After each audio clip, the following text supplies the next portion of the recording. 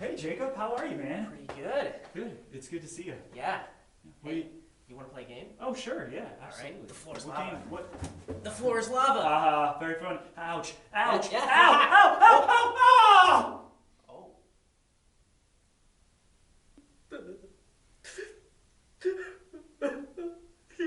God.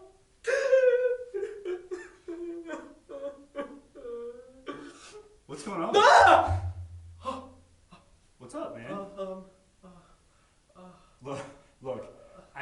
I wanted to come let you know that heaven is absolutely awesome, and I just want to see if you want to come check it out with me for a little bit. Yeah, sure. Yeah. All right, man. Well, let's go. All right. Ha! Wait, what are you doing?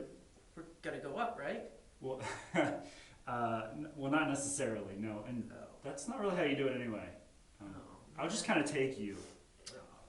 All All right? That would be fun, though, the whole Superman thing and flying. right. Yeah, it would. Feeling the nice breeze through your hair. Yeah, that'd be good. So let's get going here. This is it. No, this isn't it. Just wait. But this is a common misconception. Oh. This is Hollywood. Is Hollywood heaven? No. Oh boy. We went the wrong way. We need to change course and fast. Oh, now this is heaven.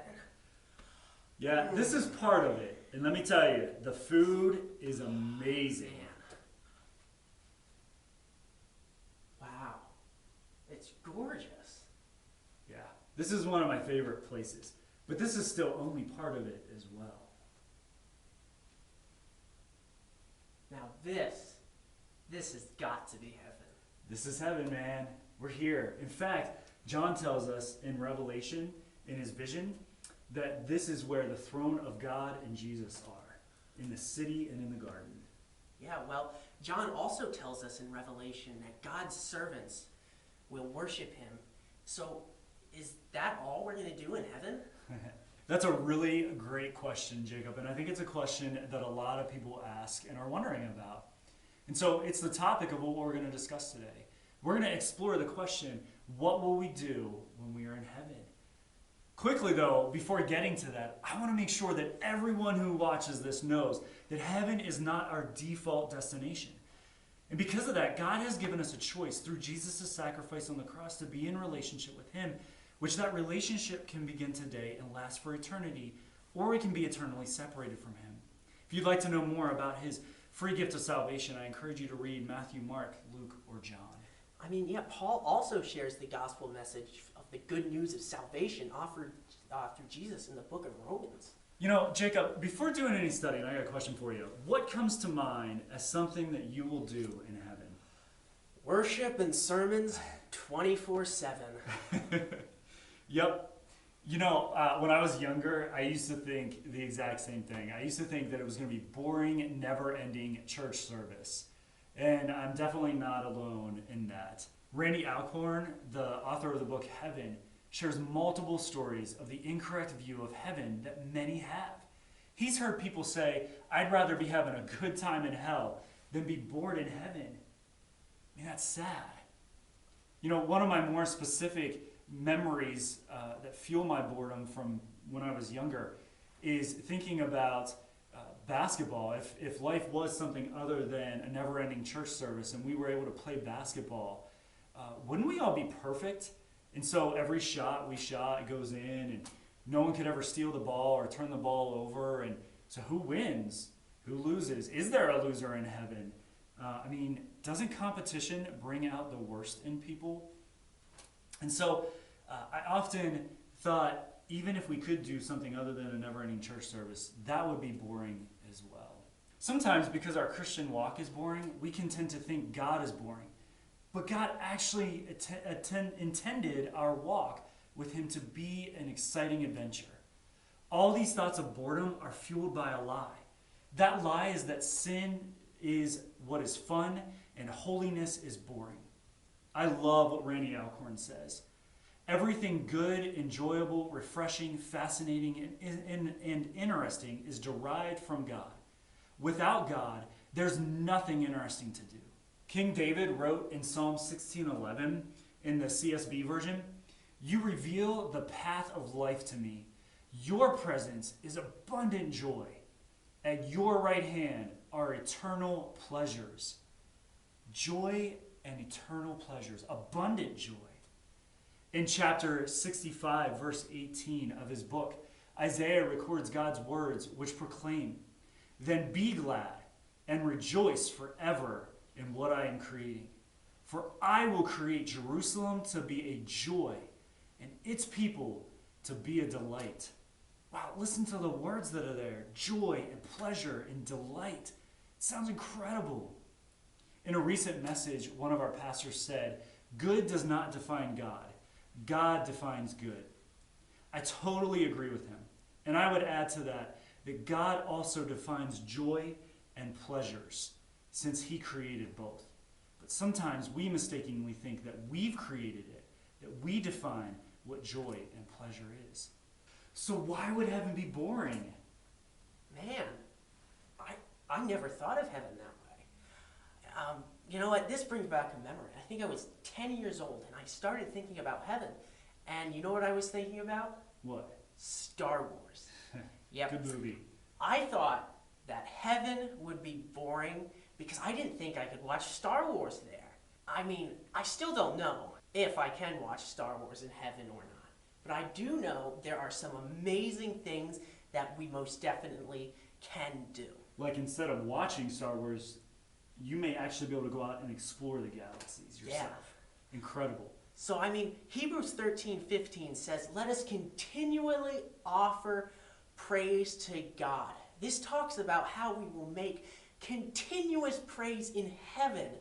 Now, for those of you who say you can't sing, remember that we have new, better bodies in heaven, and that includes our vocal cords. No excuses. Thank God for that. Sometimes. Yeah, I'm not going to say any names. Yeah, we'll be singing hymns and worship songs, perhaps with a few theological corrections. I mean, and maybe we'll even be able to enjoy some of our favorite secular songs as long as they aren't idolizing sin. Yeah, I think Randy talks about that in his book. Yeah, absolutely. We'll have to wait and see about that. So, as well as song, there will be dance. For all of the too cool to dance, can't dance people, I'm sure you'll grow out of it by then. We'll have dramas and entertainment. We'll come up with stories. We'll write books, play plays, and maybe even make a couple movies. We might even be able to bring some of these earthly movies to watch. You may think that movies without, villainy, greed, pride, and other sinful attributes would be boring. But nothing says that movies in heaven can't have a terrible bad guy. In fact, instead of idolizing sin in films like we do on earth, in heaven, they'll demonize it. And by demonizing it, you mean that it'll point back to God's redemption and salvation, and maybe even remind us of that. Yeah, absolutely. I mean, on top of all of that, we'll probably end up playing sports. Imagine being able to play basketball with David Robinson, running with Eric Liddell, playing football with Carson Wentz and Nick Foles. I mean, we may have perfect bodies when we're in heaven, but that doesn't mean we'll all be in perfect shape. Part of the thrill of playing sports is the physical exhaustion it brings to you. It's a good exhaustion. Yeah, I mean, that feeling of pushing yourself brings just an amazing, it rushes dopamine to your head. I mean, we may be free from sickness and death, but that doesn't mean we won't have any room to improve. I mean, guess what? What? We'll have work in heaven. Oh no. Everyone watching right now is saying, please don't tell me that. It's true. But it won't be like we'll have to trudge out of our homes in the morning, going to our 9-to-5 job, shining the gold streets or something. In fact, in our fallen world, the term work brings up feeling of dread and resentment. In heaven and on the new earth, work will be different. It will be helping Christ rule his kingdom, or maybe caring for this new earth. Revelations 22:5 says, the servants of God will reign with him forever. I mean, how cool is that? That sounds awesome. We'll still have earthly careers like artists, writers, musicians, filmmakers, and scientists too. The careers that we have currently to accommodate our fallen world today will be changed, however. A doctor who may, they heal the sick and they have to deal with just hurt. They may become a researcher or someone just studying as much as of heaven as they can. A policeman who has to work with crime and evil people may become an official helping to run this heaven. Lastly, we'll have an endless supply of knowledge at our fingertips, an entire universe to explore. We won't be stuck in New Jerusalem. We can go explore the new earth. We can travel light years in the blink of an eye to galaxies.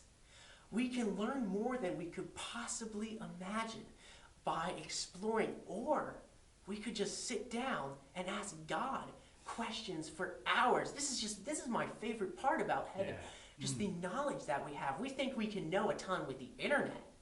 I mean, there's going to be even more knowledge. Yeah, one of the questions that I most can't wait to ask God is for Him to show me what happened in the spiritual that I couldn't see. Yeah, absolutely. How many times did He watch over and protect me that I didn't know about? How many times did He bless me and I didn't even know? Yeah, I mean, the thing with heaven is we have a ton to do, a ton to do, and the coolest thing about it is we're gonna all do it all in the presence of our Father God. Yeah. We don't know everything that we can imagine about heaven, or we don't know that everything that we do imagine about heaven will be true. The Bible does leave room for mysteries. Paul writes in 1 Corinthians 2, 9 through 10, "But as it is written, what no eye has seen, no ear has heard, and no human heart has conceived. God has prepared these things for those who love Him." But then he continues on to write, "Now God has revealed these things to us by the Spirit, since the Spirit searches everything, even the depths of God." But there are also things that are revealed to us in the Bible. We just have to look. And I don't think that God gets upset with us for taking creative license when we imagine our eternal home with Him. Unless, of course, that creative license includes sin. Yeah. It's like Christmas. Have you ever imagined what your parents got you? All the time. Yeah, with excited anticipation. And then you open up your packages and you find that they actually didn't get you something that you asked for, but maybe they got you something even better. That's heaven. I mean, Jacob talked about, I think it was in Hebrews, that God says that His servants will reign with Him. Revelations. In Revelations, I'm sorry. Yeah. I don't know what that means, but I can imagine what that means. And because I know the character of God and He is a good, good Father, and because I look back in Genesis, in the Garden of Eden, and I see the way that Adam and Eve were able to be in the garden and enjoy everything in the garden and also enjoy God's presence, I know that reigning with Him is going to be incredible. There will be plenty to do in heaven, and it will be amazing. Now, time to throw Jacob's head in the lava. Ah!